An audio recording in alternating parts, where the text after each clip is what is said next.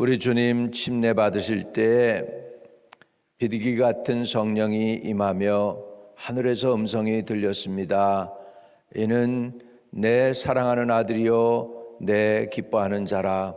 인류 구원의 역사를 끝까지 잘 담당하시고 십자가에 죽으셨지만은 부활하셔서 우리의 구세주와 구원자가 되시며 왕중왕이 되시고 어린 양으로서 아버지 하나님 보좌에 앉으신 우리 하나님과 함께 영원토록 찬송과 영광을 받으실 우리 주님인 것을 고백하나이다.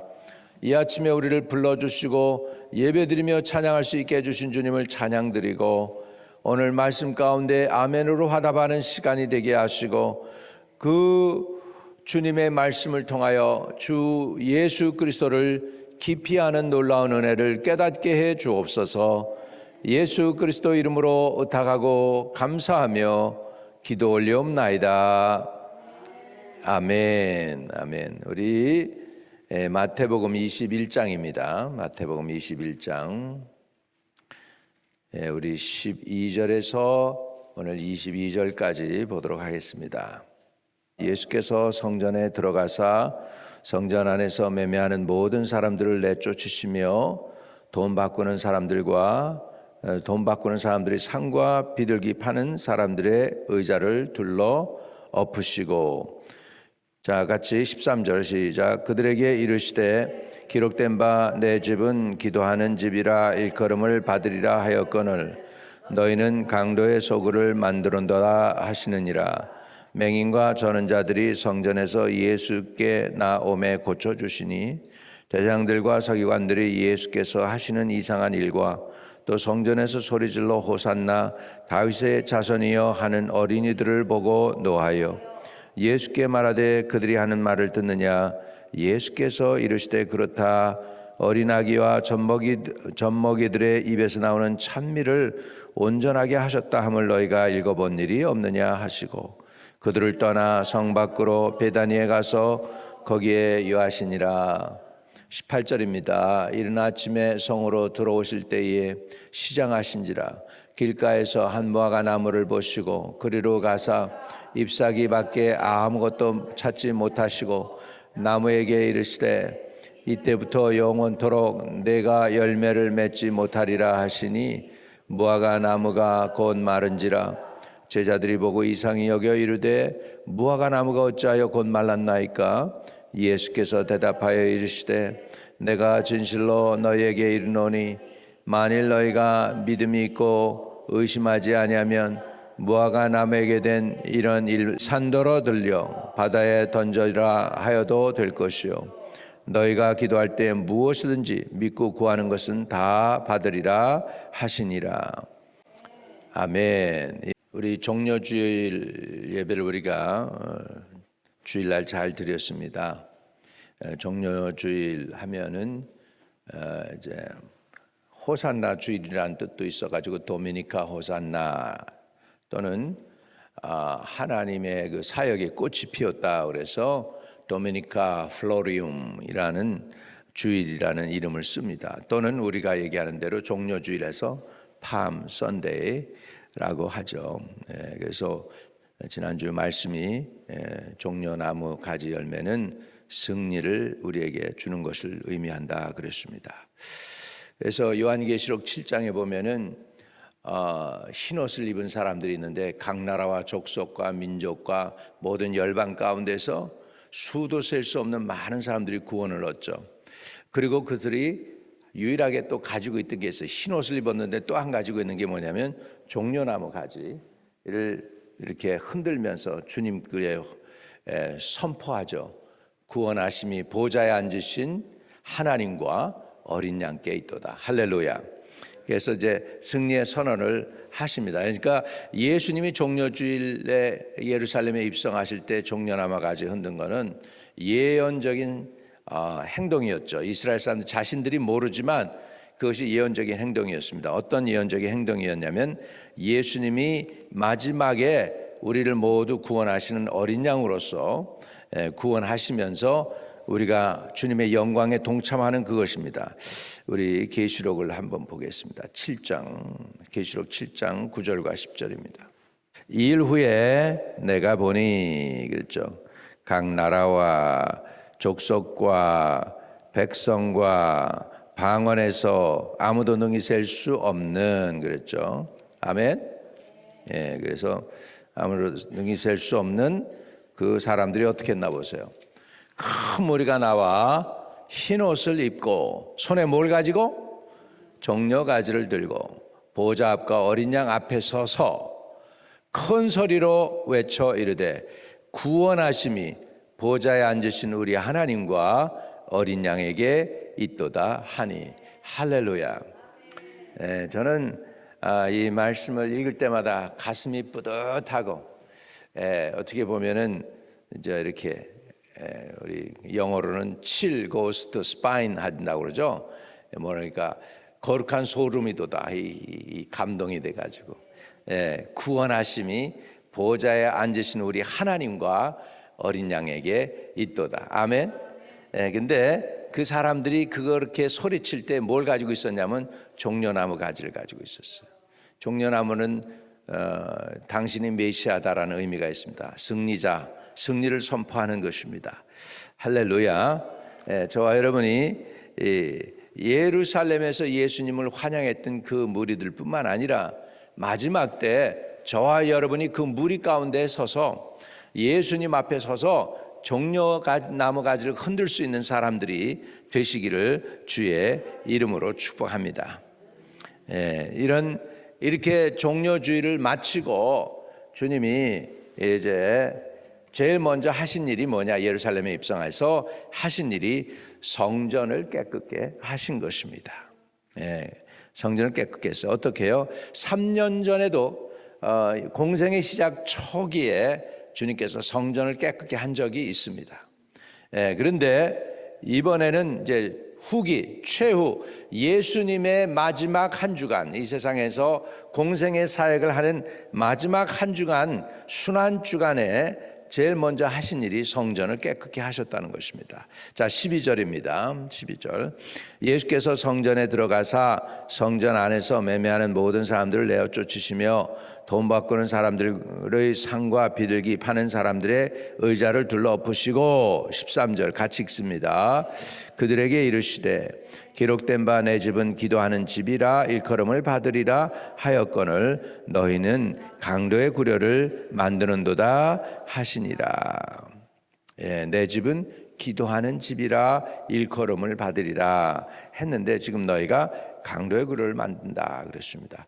저와 여러분을 성경은 뭐라고 그러냐면 너희는 하나님의 성령이 거하시는 성전인 것을 알지 못하느냐 그랬습니다.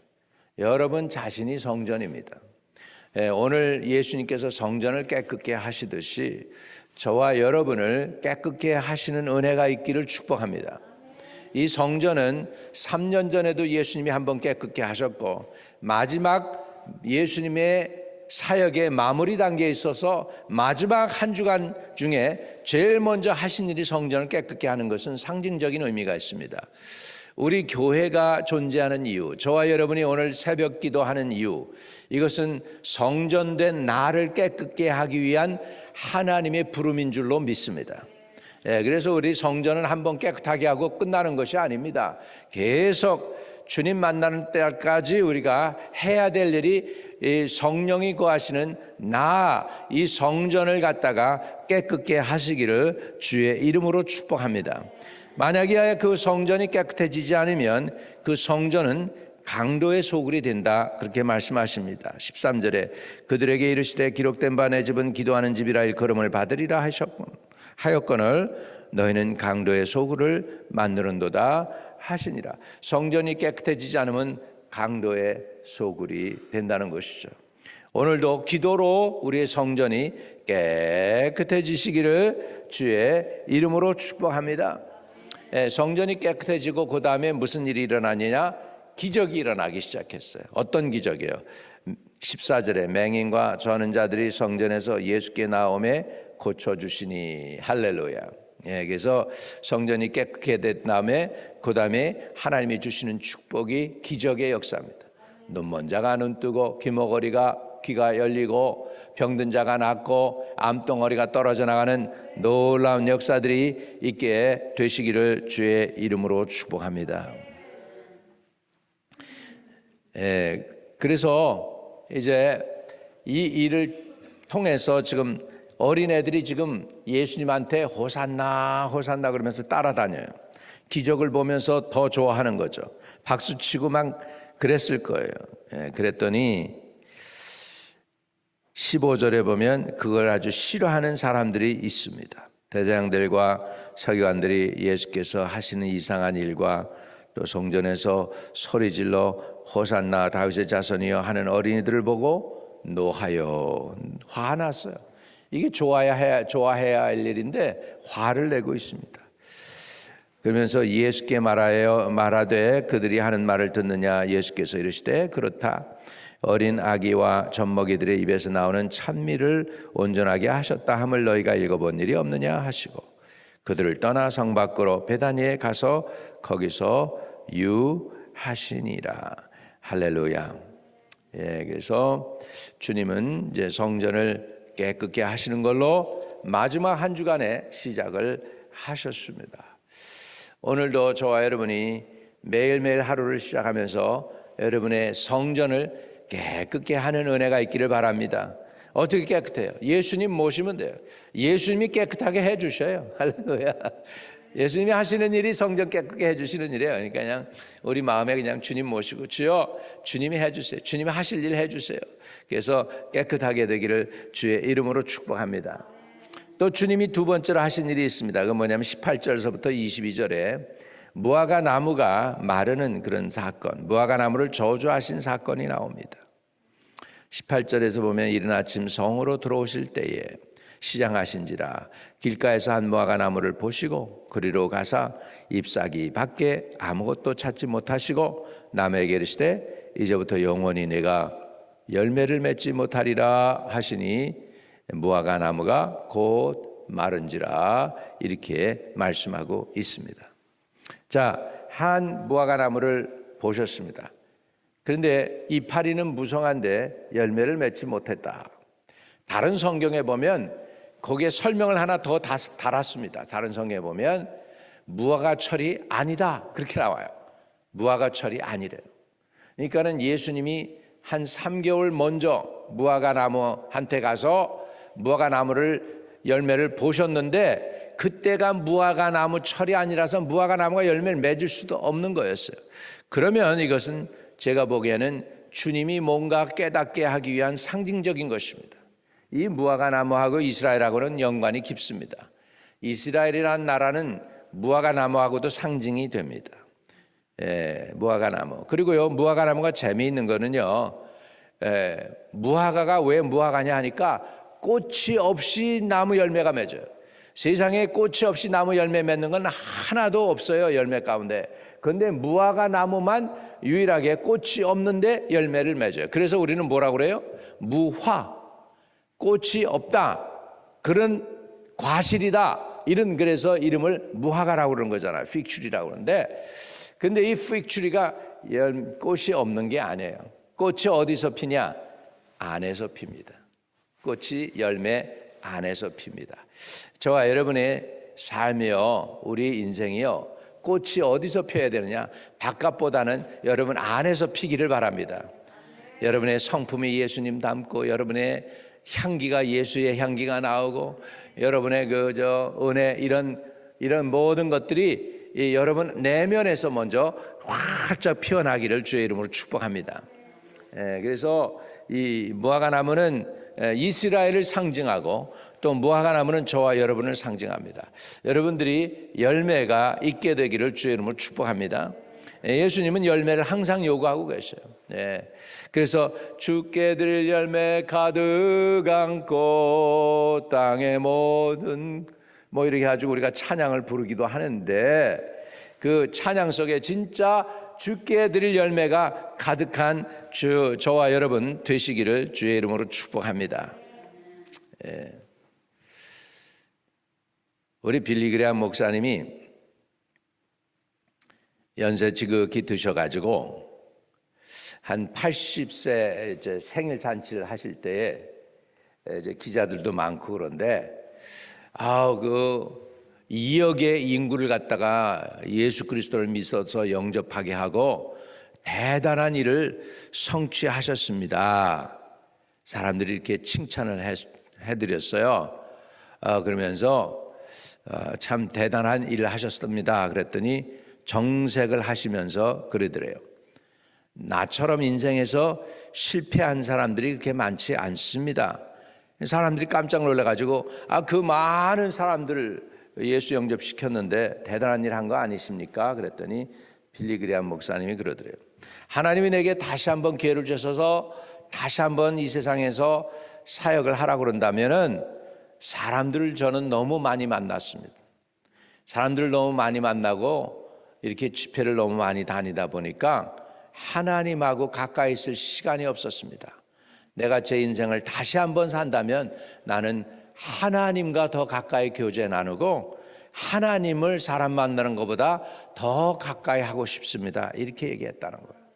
여러분, 우리 인생에 사람 많이 만나서 그냥 많은 영혼 구원시켜서 대단한 것 같은데 그 빌리 그레이엄 목사님이 후회한 것 중에 하나가 뭐냐면 하나님 대신에 사람을 너무 많이 만났다는 거예요. 우리도요, 진짜 우리 인생에 참 열매 맺기 위해서 사람보다도 더 하나님을 가까이 하시기를 주의 이름으로 축복합니다.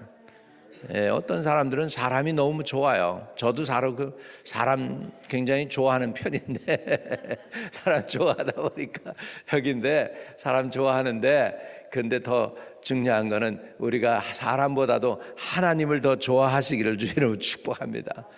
하나님과 기도하고 하나님과 교제 나누고 하나님의 말씀을 읽고 하나님께 찬양 드리고 이것이 사람 만나는 것보다 더 좋다면 얼마나 여러분의 생애에서 하나님 여러분을 들어서 거룩한 도구로 사용하실 줄로 믿습니다. 열매가 없던 무화과 나무가 말랐습니다. 이것은 열매가 없던 종교만 풍성한 이파리만 풍성했던 유대교 이스라엘을 상징했습니다. 그래서 이제부터 영원히 내가 열매를 맺지 못하리라 끝. 그래서 이스라엘 사람들을 사용하지 아니하시고 이제 이스라엘 12지파가 아니고 예수 그리스도의 12 제자로 인해서 주님이 새로운 시대를 시작하는 거예요. 아멘. 그래서 저와 여러분이 예수님의 새로운 제자들이 12 제자로 시작하신 주님의 새 나라의 백성들인 줄로 믿습니다. 이때부터 이스라엘은 영원히 사라지는 것처럼 지구상에서 없어져 버려요. 멸망당해요. 그리고 나서 1948년 5월 14일에 다시 이스라엘이 독립을 하면서 주님 재림에 관한 시계를 하나님께서 다시 만들어 주셨어요. 그래서 재림 때에 이스라엘이 다시 세워질 것을 예언하셨던 그것들이 지금 주님의 말씀대로 되어져 가고 있습니다.